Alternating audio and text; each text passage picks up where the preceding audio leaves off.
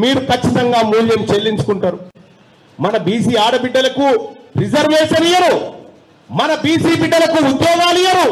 ఇవాళ రేవంత్ రెడ్డి గారు ఒక నోటిఫికేషన్ వేసింది చూసిరా,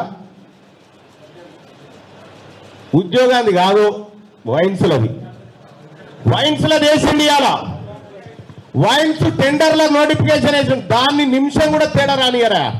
నేను ఇక రేపు అయిపోతుంది అనగా ఇవాళ నోటిఫికేషన్ వేస్తారు.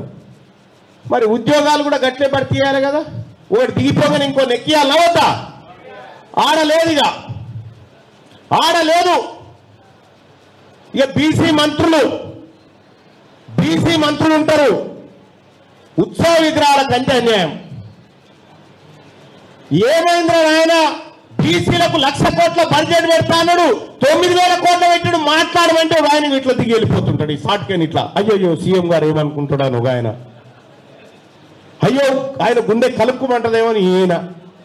మన గుండెలు కలుక్కుమంటలేవా? ఆయన మన గుండెలు కలుక్కుమంటలేవా? ఇవాళ ఈ కాంగ్రెస్ పార్టీ ప్రభుత్వం ఒక స్కీమ్ తీసుకొచ్చింది ఇటీవల కర్ణాటకలో, కుక్కలకు చికెన్ బిర్యానీ. ఊళ్ళో తిరిగే కుక్కలకు చికెన్ బిర్యానీ అనే స్కీమ్ తీసుకొచ్చి పెట్టిరాడ. వాళ్ళు కుక్కలకు చికెన్ బిర్యానీ పెడతారట, హాస్టల్లో పండి చదువుకునే మన పోరగాళ్ళకు పురుగులన్నం పెడతారట వీళ్ళు. వాళ్ళ నీతి, వాళ్ళ జాతి చూడరు ఎట్లుందో.